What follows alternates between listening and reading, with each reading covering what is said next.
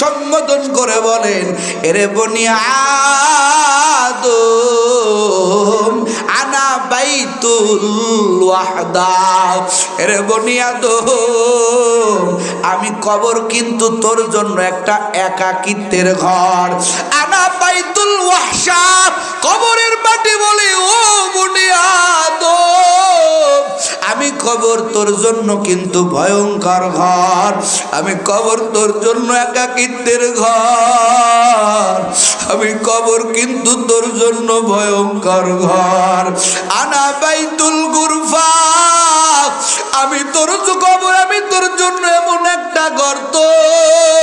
আনা বাইতুল ওয়াহদা, আনা বাইতুল গুরফা, আনা বাইতুদ দুদ। এরে বেড়ার মুসলমান ও পর্দার আড়ালের আম্মা জান, কবর ডাক দিয়া বলেন, এরে জমিনের মানুষ, এ জমিনের মানুষ আমি কিন্তু তোর জন্য সাপ বিশ্বর ঘর। এরে জমিনের মানুষ আমার ভিতরে আমল নিয়ে আসবি, না ছাড়া কিন্তু তোর কোনো রেহাই হবে না। আমি কবর কিন্তু কাউকেও চিনব না। এরে কলিজার যুবক বল, ওই কবরে কি যাইবি না? তোরও যাওয়া লাগবে, আমারও যাওয়া লাগবে। বাবা কি নিয়ে যাব? তো তোমার আমল নামাও গুনা গুনা গুনা, আমার আমল নামাও গুনা রে বাবা। এই গুনা তো হুজুর বলছিলেন, গুনা তো তুমি আমি জ্বালাইছে। আল্লাহ জাহান্নামের আগুন নিজে জ্বালান নাই, এই জাহান্নামের আগুন তুমি আমি কর্ম করে জ্বালাইছে। জাহান্নামের আগুন কি দিয়া নেবাবি রে যুবক? এরে পর্দার আড়ালের আম্মা জান, ওরে দুনিয়াতে একটা মশার কামড় সহ্য করতে তুমি আমি পারি না, একটু সামান্য রোদের তাপ তুমি আমি সহ্য করতে পারি না। তোমার আমার শরীর ঘেমে যায়, কারেন্ট চলে গেলে ঘরে থাকতে পারি না। ওই কবরে কোনো জানালা নাই, কোনো দরজা নাই। ওরে বেনামাজির কবরে এত জোরে চাপ দিবে, ওরে ডান পাজরের হাড্ডিগুলি ভাঙ্গিয়া বাম পাজরে ঢুকে যাইবে, বাম পাজরের হাড্ডিগুলি ডান পাজরে ঢুকে যাইবে রে যুবক। ওই দিনকে তোমার আবার কি হবে? তোমার আমার আপন মানুষগুলো কেউ সাথে নাই, একা একা কেমনে থাকবো ওই অন্ধকার কবরে? আমার দয়া মাওলারে, আমার দয়ার মাবুদ রে, কোথায় গেলে পাইব তোমার ঠিকানা?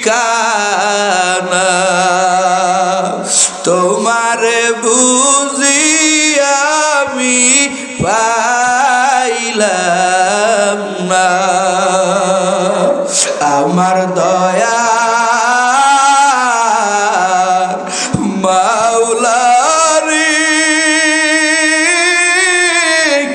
আমার দয়ার বাবু দূরে,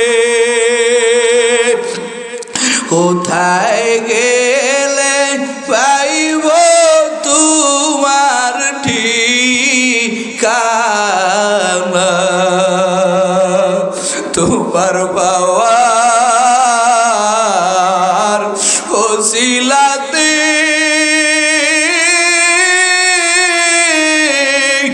ঘুরে আমি সুবিদাসে,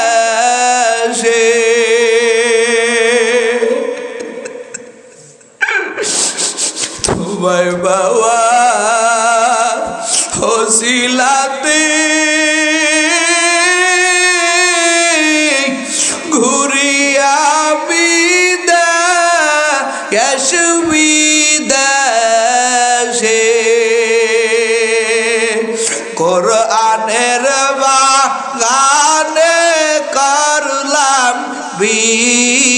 বিছানা আমার দয়া মাওলারি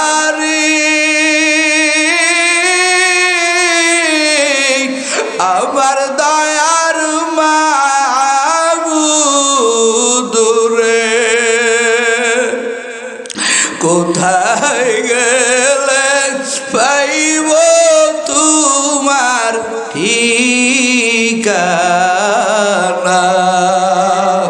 যুবকরে মাথাটা নিচের দিকে করো আর 2 ফোঁটা চোখের পানি ফেলাও ওই জাহান্নাম তুমিও জ্বলাইছো আমিও জ্বলাইছি রে বাবা এই জাহান্নামকে কোনো কিছু দিয়ে রে যুবক হাসরের ময়দানে ঠান্ডা করা যাবে না জাহান্নাম হুঙ্কার দিয়া বলবে আয় আল্লাহ বেনামাজি গুনাহগার গুলো আমার ভিতরে দাও আমি তাপ সহ্য করতে পারতেছি না জাহান্নামকে আমার আল্লাহ বলবেন ও ফেরেশতারা 70,000 শিকল লাগাইয়া জাহান্নামের থামা জাহান্নাম 70,000 শিকল লাগাইয়া ফেরেশতারা জাহান্নামরে আটকানোর চেষ্টা করবে কিন্তু জাহান্নামের এমন তাপ ও চরনাকালিয়ার মুসলমান ও পর্দার আড়ালের আম্মা জানেরা এই জাহান্নাম 70,000 শিকল গুলি টাস টাস করে ছিড়বে বেনামাজি গুনাহগারের দিকে জাহান্নাম আগাইতে থাকবে আমার আল্লাহ দেখলো আমার আল্লাহ দেখবে জাহান্নাম তো ফেরেশতারা আটকে রাখতে পারলো না আগে আমার বেনামাজি গুনাহগার গুলোরে ধরবে আমার আল্লাহ বলবে ফেরেশতারা তাড়াতাড়ি দৌড়াইয়া এই পানিটা জাহান্নামের উপরে ছিটাইয়া দে এরে কলিজার যুবক এই পানিটা জাহান্নামের চুলার উপরে দেওয়ার সাথে সাথে জাহান্নাম দাঁড়ায়া যাবে ফেরেশতারা ডাক দিয়া বলবে না আল্লাহ এটা কেমন পানি দিলা রে মালিক ও আল্লাহ এই পানির এতটা পাওয়ার যেই পানির পাওয়ারে জাহান্নাম দাঁড়ায় গেল শান্ত হয়ে গেল আমরা এতগুলো ফেরেশতা 70,000 শিকল লাগায়া জাহান্নাম রে ধরে রাখতে পারি না রে আল্লাহ এটা কি আবে হায়াতের পানি এটা কি জমজমের পানি নাকি কাউসারের পানি যেই পানির এত তাপ এত ক্ষমতা রে আল্লাহ ওই সময় আমার মাওলা বলবেন ফেরেশতা তোমাদের ধারণা ভুল এটা জমজমের পানি না এটা হাউজে কাউসারের পানি না আবে হায়াতের পানি না এটা আমার আদরের বান্দা বান্দির 2 চোখের পানি ওরে আমার বহু পাগলেরা রাত নাই দিন নাই রাতের বেলাও কান্না করে দিনের বেলাও বান্দা এক বেলার নামাজ ছাড়ে না গভীর রাত্রি হয়ে গেলে আমার বান্দা যায় নামাজ বিছায়া আমি আল্লাহর কুদরতি পায়ে কপালটা লাগায়া কান্না করে ওই যে চোখের পানি ফেলাইছি ও কলিজার যুবক এই ময়দানে আশেপাশে তাকায়া দেখ কত আল্লাহর বান্দার চোখে পানি তোর চোখে কেন পানি নাই কারণ তোর বড় গুনার কারণে চোখ দিয়া পানি আসে না রে বাবা এরে যুবক কত মানুষের ব্যাত দিয়া পিটাইয়াও চোখের পানি বাহির করা যায় না আবার অনেক আল্লাহর বান্দা আছে জাহান্নামের আয়াত শুনে কান্না করে জাহান্নামের বয়ানে কান্না করে তোমার চোখে কেন পানি নাই আমার চোখে কেন পানি নাই কারণ তোমার আমার অন্তরে গুনার গুনাহ ও কলিজার যুবক এই গুনাহ নিয়া কবরে যাস না রে বাবা জাহান্নাম রে না নিভাইয়া কবরে যাইও না রে যুবক তোদের হাতে ধরি পায়ে ধরি আর গুনাহ করিস না। এই দুনিয়া বেশি দিনের জন্য না রে বাবা। সকালবেলায় তোমার আমার দ্বারে ওই মসজিদের পালকিটা আইসা তোমারে আমারে ডাকতে পারে, এরে নাইমুজ্জামান আসো, তোমারে আসল বাড়িতে নিয়ে যায়। ও আল্লাহর বান্দারা, এই জন্য বেশি বেশি কাঁদিও মাওলার দরবারে। চোখের পানি যারা দিতে পারবে এরা যে কত ভাগ্যবান আল্লাহর বান্দা। আর যারা চোখের পানি দিতে পারতেছ না, কপাল বুঝি পুড়িয়া গেল। ওই চোখের পানিওয়ালাদের থেকে দোয়া নিও।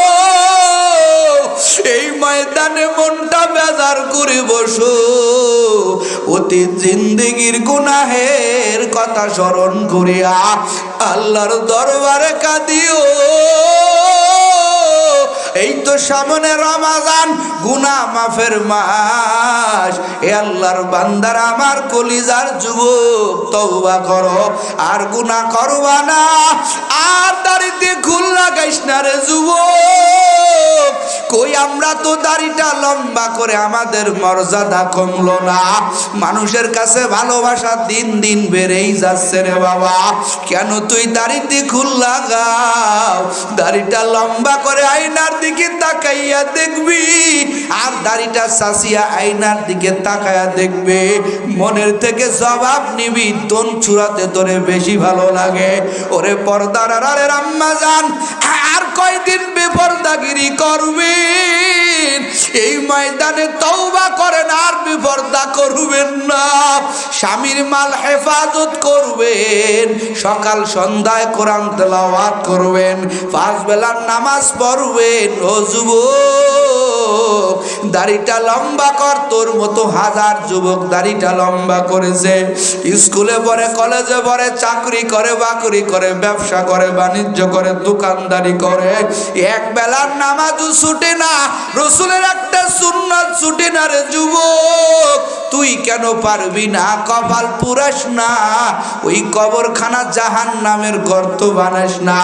তওবার মওকা মিলে গেছে, আসেন আমরা তওবা করি, আর নামাজ ছাড়বো না, আর একটা রোজাও আমরা ছাড়বো না। আমরা দাড়িতে আর খুল লাগাইব না, 5 বেলার নামাজ পড়বো।